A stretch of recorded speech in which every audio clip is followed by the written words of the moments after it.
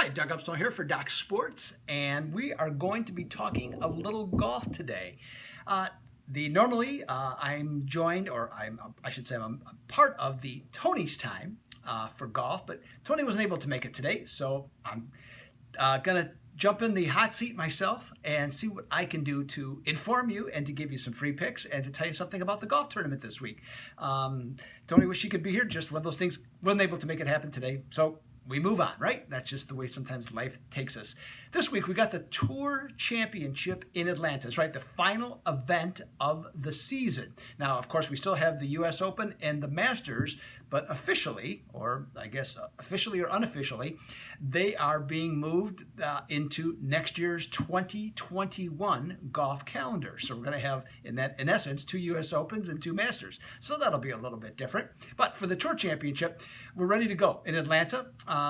We only have 30 players. That's it. That's who qualified, and there's some big paydays for the winner. For example, the winner of this tournament is going to, with all things being equal, he's going to walk away with $15 million. Okay, not bad, right? That works for me, anyways.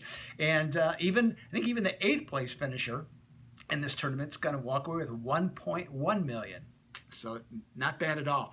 Now, this tournament, though, you should know, is completely different than anything that goes on all year because it has a weighted system. And they started it last year for the first time. It's called starting strokes. So basically what they're looking to do is, and what they wanted to do, is they have the winner of the tournament be the same as the winner of the championship, the Tour Championship. So they came up with a weighted scale, okay, is how they did it. And so a good example was last year is that Justin Thomas was the leader, and he started at 10 under, but he did not win the Tour Championship. Rory McIlroy did, and Rory McIlroy's score showed that he was 18 under. How did he get to 18 under? Well, he started at -5, and then for the 4 days that he played, he was -13, which gave him the lowest overall score at -18. So that's how this works. So for example, Dustin Johnson comes into this one, he's -10. He's your leader. Jon Rahm comes in, he's -8. Justin Thomas is third, he's -7. So for Rahm to beat Johnson, for example, like last week, he's going to have to be 3 shots better, or at least 2, and then winning in extra holes again. So that's kind of the format. So, and it's designed to go from even par, which there are a number of golfers, all the way to -10. So that just gives you an overview how this is actually going to start. And of course, we have a different setup this week along with that, because I'm doing this video on Thursday. Typically do it on a Wednesday, but the tournament's going to run Friday through Monday because of the Labor Day weekend. Okay, so we have that. So as I mentioned, they're going to play at East Lake Golf Club, which is in Atlanta, which has been the home of the Tour Championship since 2004.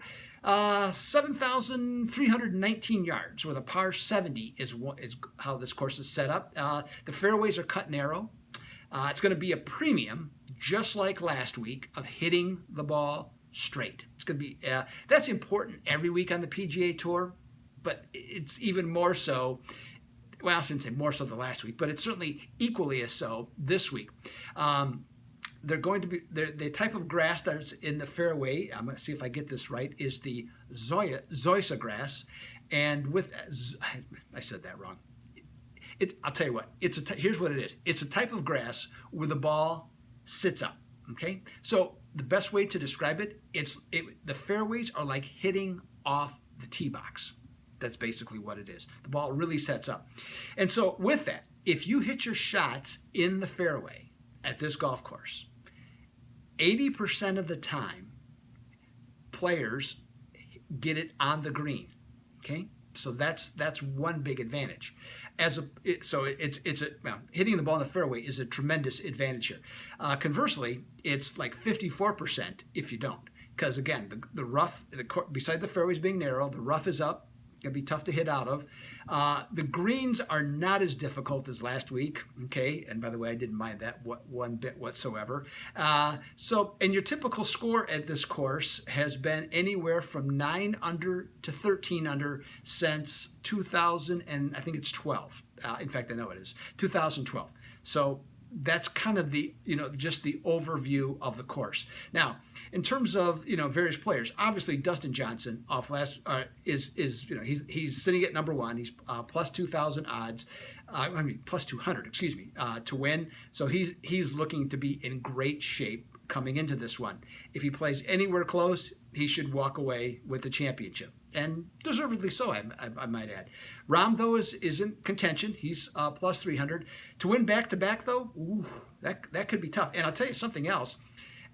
If you like Johnson, it might have actually been advantageous that he lost last week to Rahm, and here's why. It's hard enough to win one golf tournament, okay? I mean, it just is. But to win more than one, to win 2 in a row, that's tough. And to win 3 in a row, that's even harder. In fact, this century, so since 2002, that's only been done 5 times. And in fact, the last person to do it, coincidentally, was Dustin Johnson in 2017. Now, add in the fact that he's also, or in this case, playing 3 straight weeks. You don't always, guys have won 3 straight weeks, but it's not as common. A lot of times there's a week off in between there, or there might even be 2 weeks in between. So to win 3 straight weeks, that's extremely difficult. So with that being the case, having that interruption of finishing second, disappointing for him, but it might be more advantageous for Dustin Johnson coming into this one. Rahm, I'm looking at him. I'm just not sure. You win on the PGA Tour, and especially the way he won, get that focus back, a little bit tough, seems like to me. That's another one. A lot of talk this week about Webb Simpson, and I'd say deservedly so. He's the only person in the field that didn't play last week. He chose not to play. He wanted to be fresher for this week, and it really didn't hurt him much. It only cost him 1 stroke in this starting strokes. So he seems to be in a fairly advantageous position.